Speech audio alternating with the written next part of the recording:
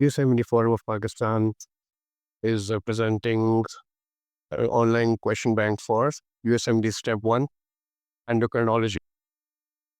And previously, we have given you guys the QBANKs of cardiovascular system and neurology. And from here on onwards, we are going to just continue with endocrinology. This is a very important subject as far as Step 1 is concerned. And it has many associations, not exactly, I would call as a difficult subject, but a bit tricky to understand. Now, the objectives are going to remain the same throughout this series. You will see how long this series continues on, but the objectives are the same. What I expect all of you to do is just follow along and solve the question on your own, pause the video, solve the question and then understand it. Sort of self-assess yourself on how you're doing. And this is for the students that are either beginning their prep, either they are beginning to start their QBank and they want to get an idea of how the questions are presented and how the question is asked, basically what kind of language is used. Also, this series, this can be very helpful for you if you want to understand or revise a few concepts. All of the concepts incorporated in these videos are high yield concepts. So we can discuss and give them a lot of time, but for the sake of the content, we have to keep it concise, right? So continuing on. So we have a few questions here today. We're going to go on and I'm going to highlight the clues in the questions. You have to keep up. You have to understand. You have to try this question for yourself first and then follow along my explanation and see if you get that right. All right. So a 2-month-old boy is born via the uncomplicated vaginal delivery in Europe to the 38-year-old woman who recently immigrated to the United States. On spot to the emergency department for worsening propiness and poor feeding. The parents describe him as a good baby because he rarely cries and sleeps through the night, but had recently become difficult to rouse for breastfeeding. Stools have decreased and they are small parrot-like.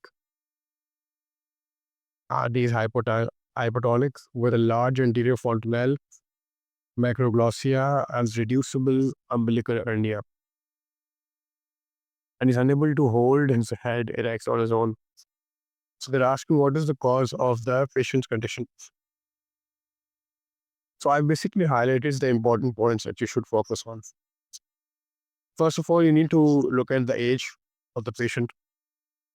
And then you have to look at if the patient is a pediatric patient, if the patient is a newborn, if the patient is an infant. You have to look at the way he's born because most of the pathologies are related to cesarean deliveries or normal deliveries.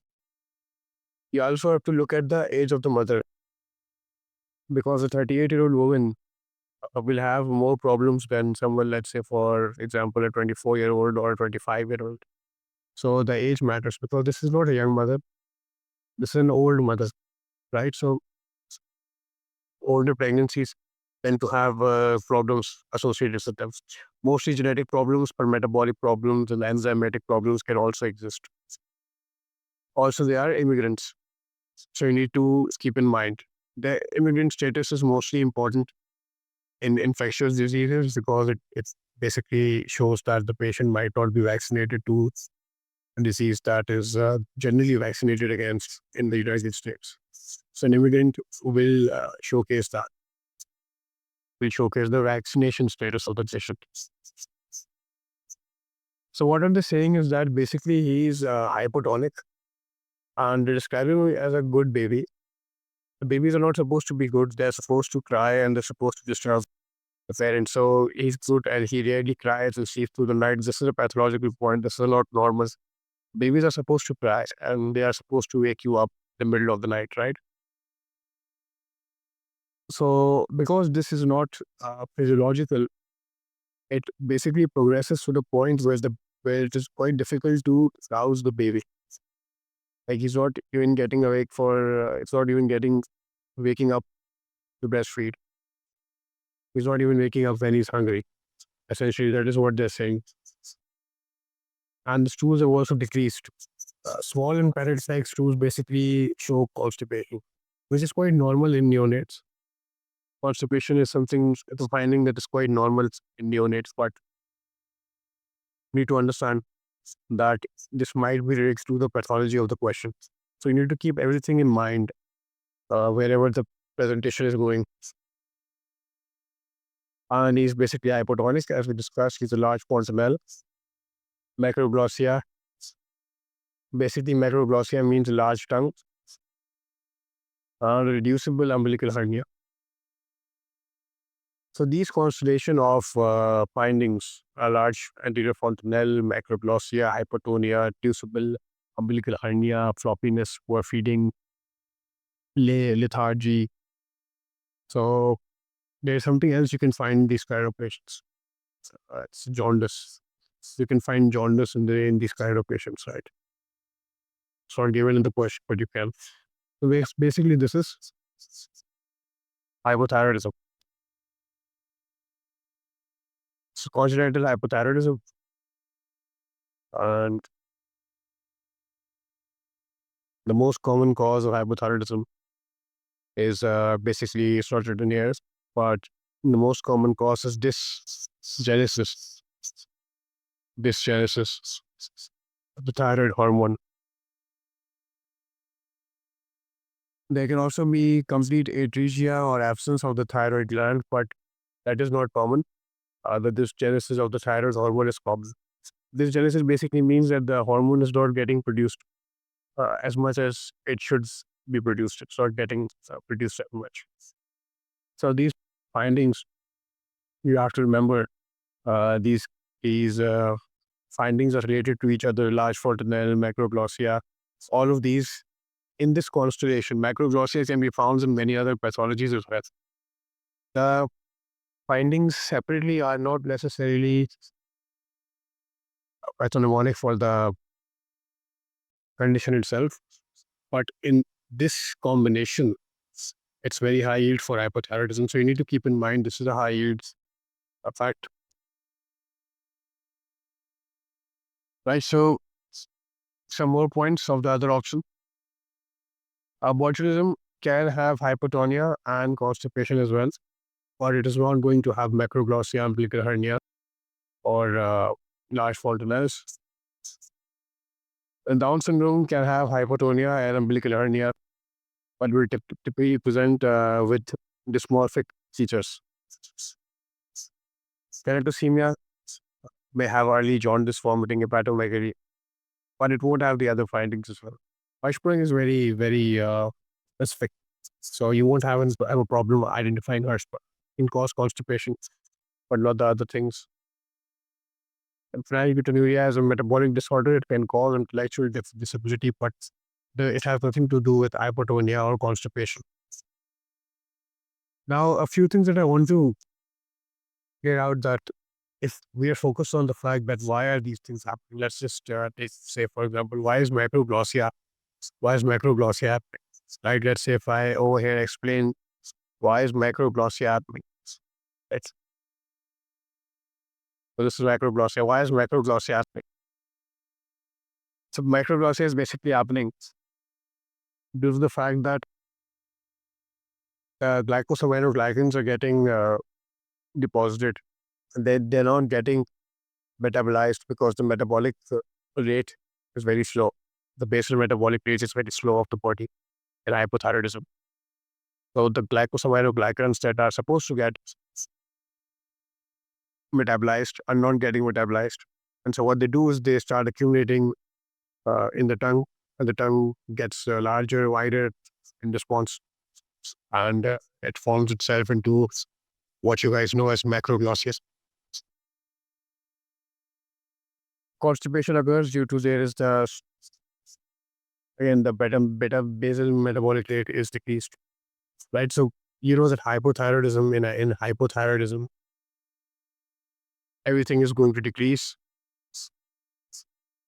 Hyper, everything is going to increase. So the gut motility is also decreased in hypothyroidism, and thus constipation occurs, right? The large anterior fontanelle has the same, that glycans get deposited, soft tissue material gets deposited, and it starts to bulge out. It starts swelling. So that's what happens.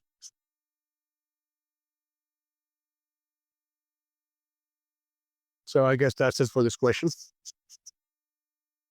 Moving on, you have to remember all of these snares, all of these findings. Congenital hypothyroidism. So the picture, you can see the hernia. The hernia. You can see it's not very clear in this picture, the fontanelle bulging, but you could see the hypotonia. You could see hypotonia. Uh, that's it. Maybe might also be jaundice. Okay, so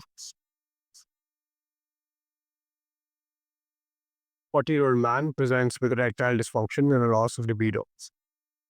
Medical history includes Hodgkin lymphoma treated with chemotherapy. Physical examination is notable for small intestines, but is otherwise remarkable. And the examination labs reveal that he has low total and free early morning testosterone tests. So he started on the transdermal testosterone pad therapy. So what should be periodically monitored? That is the question. So they made it quite easy for you. They've actually told you that testosterone is being administered to the patients and what should be monitored. So basically they're asking what is the side effect of testosterone? What's the side effects of testosterone? And first of all, you need to understand that serum LH is elevated. So there is a problem with testosterone itself. It's not a secondary hypogonadism type of situation, which is a primary situation. So they have diagnosed it that this might as well be testosterone deficiency. And also in the NBME exams, you need to understand that loss of libido mostly means deficiency of testosterone. They do give questions like that the person is not achieving erections, but he can achieve erection and he has libido. Or basically, simply is they would say that the patient is not achieving erection, but he has libido. His libido is normal. So that's not a problem with testosterone. That's a problem with something else.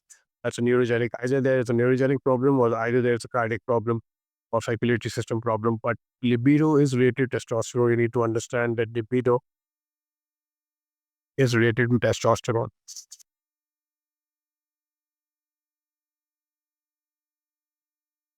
So that is clear. Now they're asking the side effects of testosterone, right? And the side effect is seen to worry the hematocrit.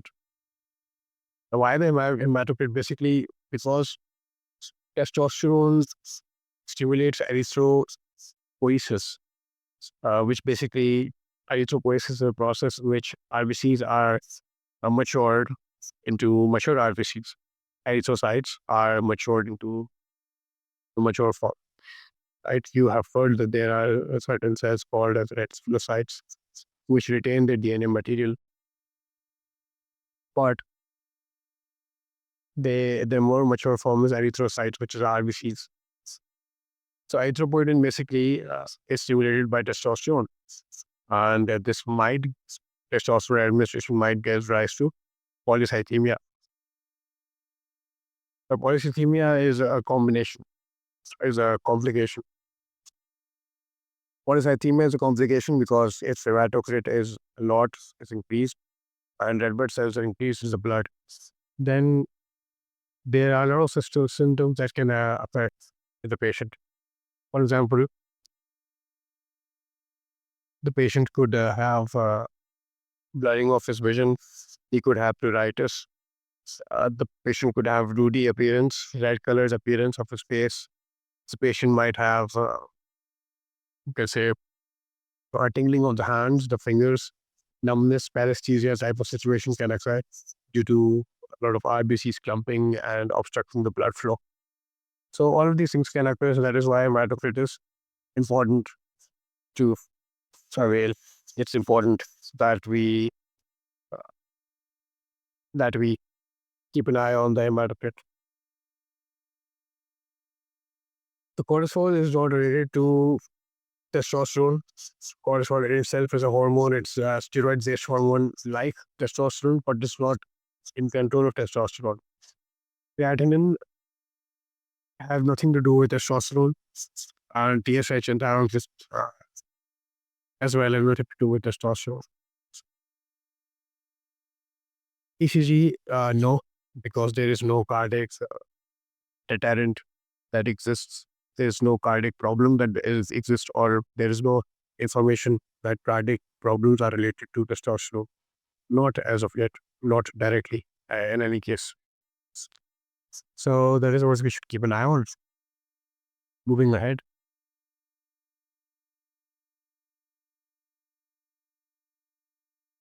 60-year-old woman with no medical history and no medications evaluated for chronic fatigue and weakness. Initial labs are followed by metalopone stimulation test. The graph shows an increase in urinary hydroxycorticosteroid excretion after metalopone administration. So the following mechanisms is most likely responsible for the findings shown in the graph. Now, I did not give the graph because the graph would have just made things more easy, and I thought maybe let's just discuss the question first theoretically and then go towards the graph. So what are they basically saying is that after they administer metalopone, the hydroxycorticosteroid excretion increases. Right, so it means basically if you don't know what hydroxycorticosteroid is, and I don't, to be honest, basically what they're saying is something is increased due to the administration of metalopone. Right, so either you know what metalopone is, or either you have to guess. So basically, what is going to happen is chronic fatigue and weakness. Chronic fatigue and weakness is mostly known for adrenal insufficiency. You just have to keep this symptom in mind. That chronic fatigue and weakness can show adrenal insufficiency. Mostly, it does point towards adrenal insufficiency problems. But what basically metalopone administration shows us that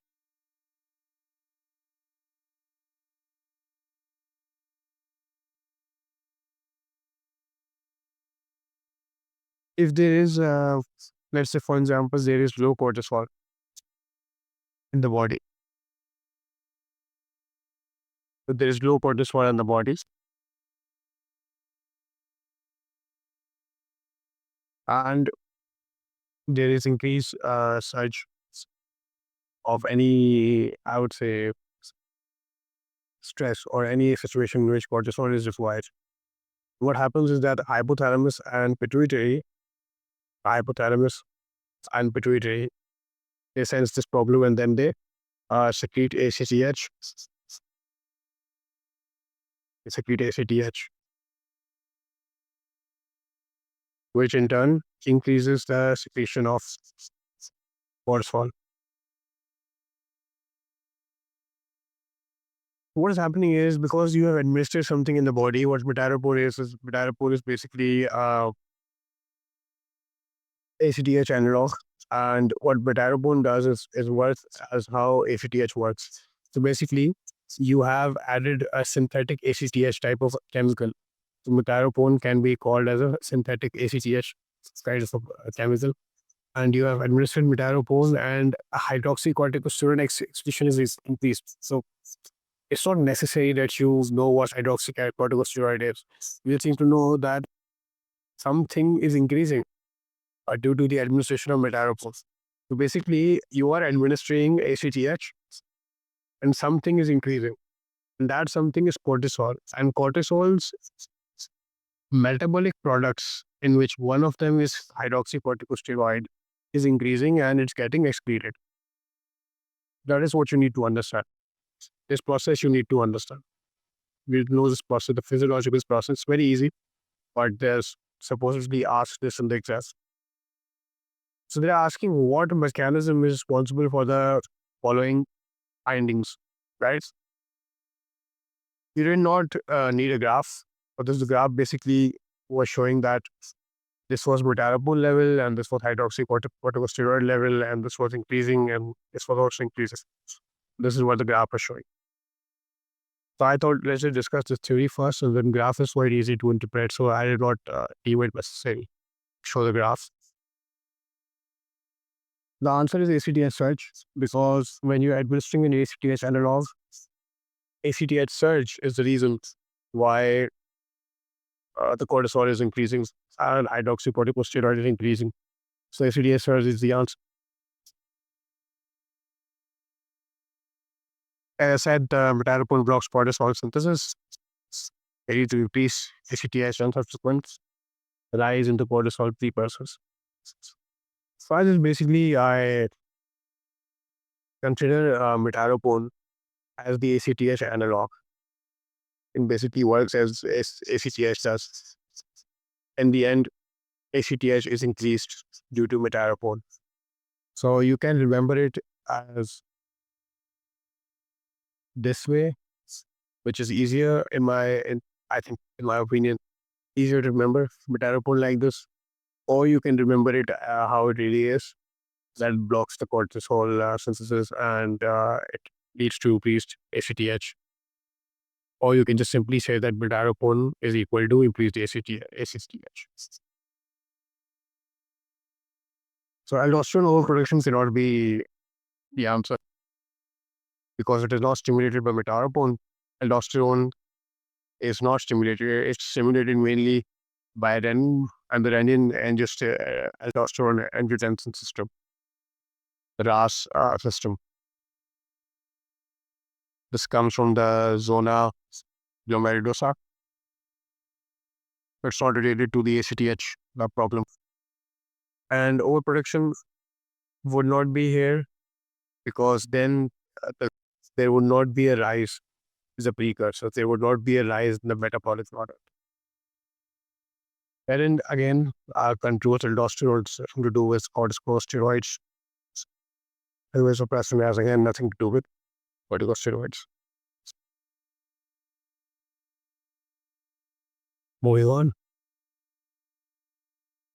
67-year-old man presents with increased fatigue and weight gain over the past 6 months. He has hypertension managed with calcium channel blockers. And 2 years ago, everything was normal.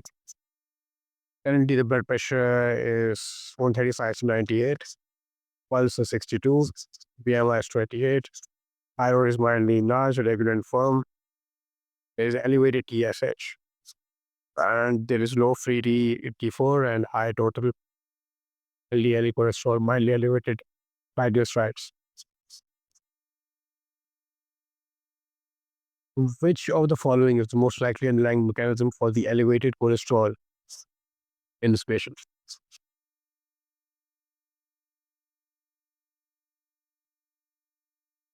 What they're basically asking is they've given you a vignette of hypothyroidism, basically. The clues are that there is bradycardia. There is also, you may say that, elevated TSH, which is the biggest clue. Fatigue, weight gain, and there is low thyroxine. Cholesterol is basically this point you need to remember that cholesterol and triglycerides, GPs, and hypothyroidism that you need to remember. And what is the mechanism by which they increase? It's because what happens is that the thyroid hormone normally increases LDL receptors. So more LDL receptors in the blood, more LDL is getting picked up and more LDL is getting recycled and basically getting stored in the body or getting excreted out of the body. But if there is low thyroxine, then the LDH receptors basically decrease. So there is less LDH getting picked up. There is more LDH retained in the body. Less LDH is getting picked up. Less LDH is getting excreted. and less LDH is getting thrown out of the body. So there is less LDL receptor gene expression. This is the answer. This is the only mechanism that pertains to it. So you need to know hypothyroidism. Again, it's very important condition. So PPI alpha has nothing to do with hypothyroidism, which basically used to medications to combat hyperlipidemias. PPI alpha, I don't remember the medicine. It's very high yield, so pharmacological agent. And increased hyperproteinase lipases, again, it's congenital hyperlipidemia. It's not related to this. HMGA spoilatitis is directly related to the cortisol synthesis pathways. It is not related to the LDL accumulation. It's related to the cholesterol accumulation or cholesterol levels of the body. There would be upregulation of LDL receptor degradation. This is what related to the thyroid hormones.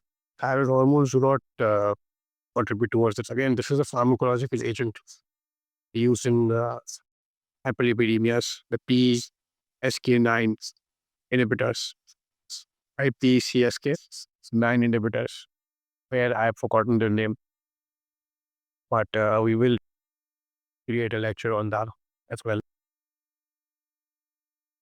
So you need to remember that the hypothyroidism reduces LDL stress directed. It's quite important.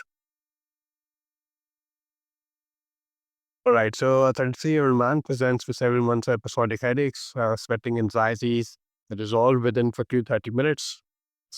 He has no medical conditions. He takes no medicines. His brother recently underwent surgery for hypothyroidism. On examination, the blood pressure is 180 and the pulse is 102. So the study showed that there's normal serum electrolytes and renal function. CT scan reveals the mass in the right arterial gland. So again, an easy question. What they're basically asking is the embryological origin, which makes it a bit difficult. So hidden topic. So they're giving you all these cells now. First of all, we need to make the diagnosis of what the diagnosis is. So episodic headaches, sweating, anxieties that resolve within 13 to 50 to 30 minutes. This is basically it is due pheochromocytoma. It is an adrenal gland tumor. It is an adrenal gland tumor, which is why on the CT scan you can see a mass in the adrenal gland. So it is an adrenal gland tumor, and pheochromocytoma basically presents like this. So episodic, the patient may have hypertension when you're checking him. The patient may not have hypertension. And there also is something important is mentioned in this question is that they are giving a history of hyperparathyroidism also. So this patient has PHO plus hyperparathyroidism. And again, a super high yield condition that is related to both of them is, you can say, men 2A syndrome. Men 2A syndrome.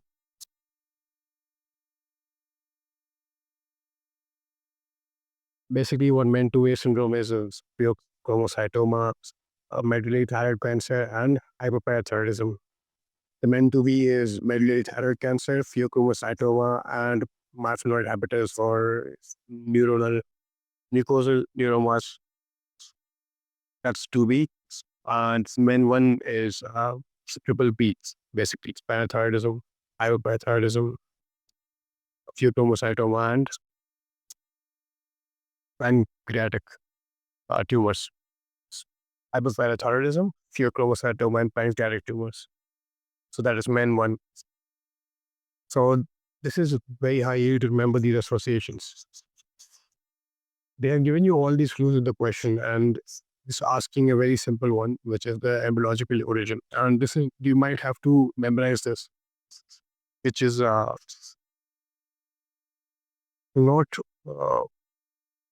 difficult. It's high yield basically. is that melanin producing cells is the answer of this question, because these cells are the same as neural crest cells. Neural crest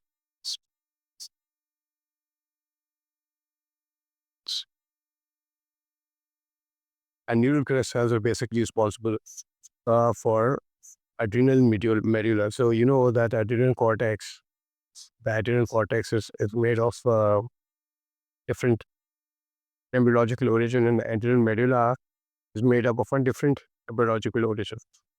So adrenal medulla is basically made up of neural crest cells.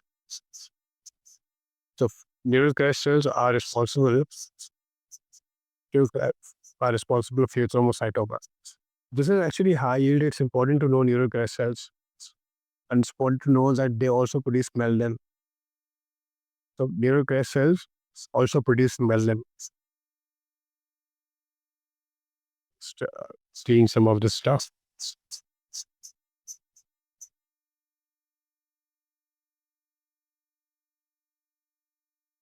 So neural crest cells, the NC cells, they form the adrenal medulla, which gives rise to a tumor, in which gives rise to pheochromocytoma. And these neural crest cells also produce melanin. Keep that in mind. Chromaffin cells, adrenal medullary chromaffin cells are derived from neural crest cells. And some other options I have written, you can remember these. It's going to help you in the exam, but it's not really important. But I would say if you have to remember one of them, it should be the neural crest cells. These are quite important. So capillary endothelial cells are derived from mesoderm. The cells inside the capillary endothelium, if you can remember. Cardiac myocytes are derived from mesoderm. Interstitial fibroblasts are derived from mesoderm. Thyroid follicular cells are derived from endoderm. And that is what then the basically point of the question was to tell you to put this fact in your mind that pheochromocytomas arise from adrenal medulla, and which are subsequently arise from neural crest cells, which also give rise to melanocytes. So it's a high yield question, and these associations you have to keep in mind. So this is a video. These are all the questions. If you have any question, you can send them to us through our Instagram page, and do check out our mentorship program. Links in the description. Thank you for watching.